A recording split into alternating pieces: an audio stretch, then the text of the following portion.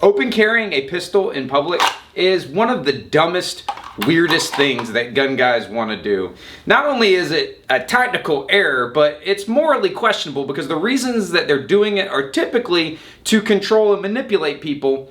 Open carrying a pistol in public is a form of violence. At the opposite end of the spectrum, we have the gray man. Now, if you don't know what a gray man is, I'll explain it thoroughly, but the basic idea is that you blend in and go unnoticed. But for regular people, that also has no place in self-defense. So this video is kind of a 2-for-1, where I'm gonna explain what's wrong with the open carry advocate guy and also what's wrong with the gray man. But spoiler alert, it basically amounts to they're both kind of douchebags. I always think it's funny when I see guys dressed in public like this. Like I see them out in public dressed like this. So this isn't gray man, and this is not really open carry, but it's kind of like open carry gray man. I think it's funny when people dress like this, like cops trying not to look like cops. I think it's funny that cops dress like this. I don't know why they do, so I really don't know why non-cops dress like this, unless you just enjoy dressing like this. But I don't know that that's the case. Like I don't think anyone like gets dressed in the morning and is like, oh, hell yeah, that's perfect. Boom. I already know what the arguments will be in favor of open carry. They're gonna argue that it's a deterrent to crime. That's a crazy, insane argument to try and make. If you are on board with the, open carry is dumb, gray man might seem smart to you. It's also pointless and unnecessary. Now there are some scenarios where I open carry. That's why I have this holster from JX Tactical. They're the sponsor of today's video. JX Tactical holsters are made in the USA and they have holsters for everybody. And when they say everybody, they mean every body. They have the fat guy line of holsters, including a fat guy appendix in waistband. This is their lowrider holster. So maybe if you had a vest on or a carrier, or you just had some extra stuff, it sits a little lower. I've got it in the paddle, but it also has this guy here. Look at this. Look how beautiful that is. I don't mean just the made in the USA part. I mean, look at all those holes. The more holes, the better. Now, I don't believe that you should open carry in public, which is why I typically carry appendix carry. They have a line of deep concealment holsters that fit that. Now the holsters not only come set up for a wide variety of guns and carry types, they also come standard cut for an optic. And they're pretty low profile. There's not a lot of extra on it. This is a really great in waistband holster. I can carry this in gym shorts if I use the ulti-clip attachment, which I'll show in a second. So there's a movie called The Gray Man that just came out, and it's an okay movie, but it's not really about the gray man theory or gray man concept. They give it a little lip service in the beginning. In the movie, they make it out to be that this person operates in legally or morally gray areas. That's kind of where they get the idea of this gray concept. But in reality, it's about being unremarkable and unnoticeable, which maybe that seems like a good thing. You don't want to draw unnecessary attention to yourself, because you don't want people to know like what a badass operator you really are. You don't want them to know that you have a gun. You don't want them to know that you know how to fight or handle yourself, right? The other aspect of being a gray man that people forget about, I think, is the whole purpose is that you're unremarkable, so you're harder to identify. And so people don't take notice of you and they don't remember you. Neither of those have anything to do with self-defense for regular people. For regular people, being a gray man doesn't even hold up to basic levels of scrutiny. If you draw less attention to yourself and you seem more unremarkable, that makes you a more desirable target for crime. That's the opposite of what you want. You want to be a less desirable target for crime. You should look, walk, talk, and act like a bad motherfucker, especially if you are one. And if you're struggling with that, like you might think, well, won't that invite challenge? Won't people want to try you if you look like a tough guy? Doesn't that make you more susceptible to what? Not to crime, to ego fights that could have easily been avoided by the #1 self-defense move, which is just to say that they're right and you are sorry, and then you're not in a fight anymore. So, that might seem like I'm landing on open carry. Like if you're open carrying a firearm, then you're less likely to be attacked by somebody. That might be true, because there'll be dudes that swear up and down that open carrying a gun in public is a deterrent to crime.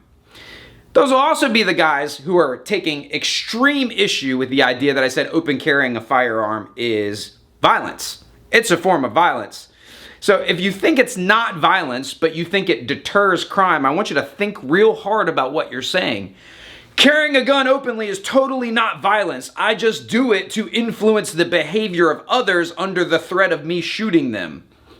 That's violence, homie. Not to mention the fact that there's no way you can know whether open carry deters crime. It's impossible. It's literally impossible to know that. I'm gonna give you a hint because you're probably still really upset about open carry being violence thing, and you're probably emotional.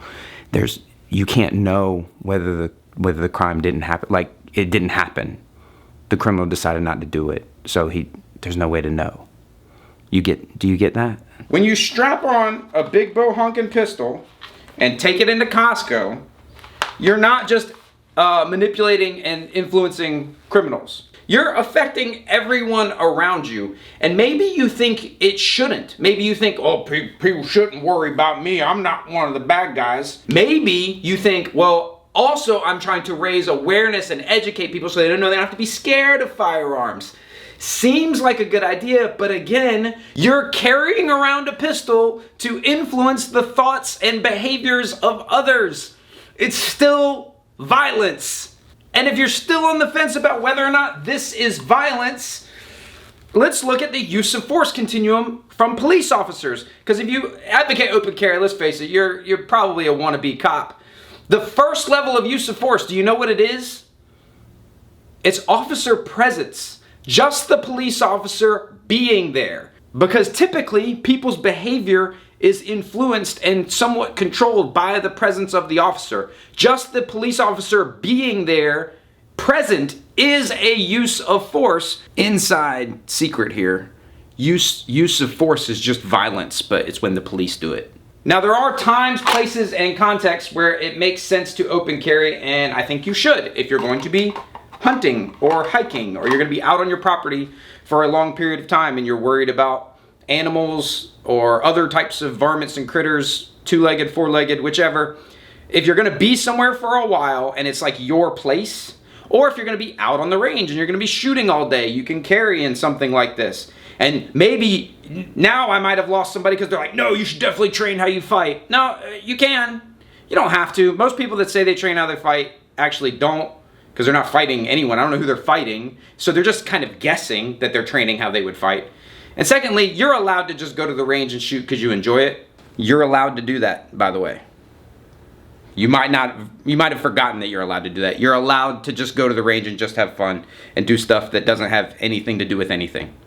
You're allowed to have fun. Also, if you're just home or in your fixed place of business and you're going to be sitting a lot and you feel the need or desire, or you just want to carry a pistol there, or you want to carry like a full-size pistol with all the fixins on it, you just carry it on your hip, right? But don't go into Costco like this. And definitely, hey, you tacky guys, these guys that aren't even trying, like, don't be this guy either. This is not, I hate that guy.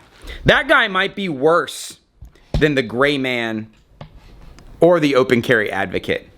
The poor attempt at concealing guy, I really don't like that guy. Which guy is worse? Who do you think is worse? Guy that doesn't properly conceal his pistol, guy that open carries, or guy that thinks he's a gray man? Now, about the gray man, there's a time and a place for that too. It's called when you are being, targeted for like assassination, or you're a spy, or you're like a special forces dude in another country trying to blend in. Like, if I was going to be carrying something like this for any amount of time, I would probably switch and put this on here and play with it and figure out exactly where I wanted it to line up. But for me, a paddle is fine because I'm probably not going to be wearing it all day. I'm likely maybe going to be in the yard for a while during when the coyotes are around or the bears are around. I'm not super worried. They're black bears, but rather have it and not need it than need it and not have it. That's the thing that these types of guys generally say. Even in a pair of gym shorts, you know, you can carry. Like a lot of people think like, oh, I need something I can carry in gym shorts. If you have a light enough gun with a light enough holster and a good attachment point, like this is the ulti clip. It kind of clamps down on that. That's pretty cool. You can put that in your gym shorts. This goes over where the drawstring is. Snap that jammy down. And it's not great because the shorts are gonna come with you, but I am still carrying a pistol and I'm in gym shorts. I'm wearing what I wanna wear, that's important. Being yourself is important too. They make holsters for a wide variety of weapon and light combinations. So click that link down in the description below to see if they have your preferred carry gun and light, which it should have a light. If you're not on board with that one, we have a lot of work to do. So besides the fact that there's no way for you to know whether or not your open carry firearm ever deterred anyone, you can know for a fact that exposing your firearm gives away any element of surprise that you might have. You want to carry yourself like a dude that knows how to fight and handle himself and is capable of defending himself. You want to carry yourself like that so that criminals who are on the fence about whether or not to attack you will more likely choose not to. Like, if that guy looks like he knows how to fight, I probably don't want to mess with him. But you also don't want to tip your whole hand. If you have a gun open carried and something happens, you are in it. Like, you are front and center. You're the center of attention. There you go. You got what you wanted. But if you're carrying your gun concealed, like you're supposed to, where only you know about it, then you could choose, if a gun type situation developed, you could choose not to be the guy with the gun. I know that might not satisfy our ego. We all want to be John McClane and save the day, but sometimes we might just go, looks like this is going to work itself out without my involvement. Concealed carry is far superior to open carry for almost every self-defense concern. I can't think of a scenario where, open carry for a regular person doing self-defense, not security, not police, not military. Other than that, I can't really think of any benefits to open carry.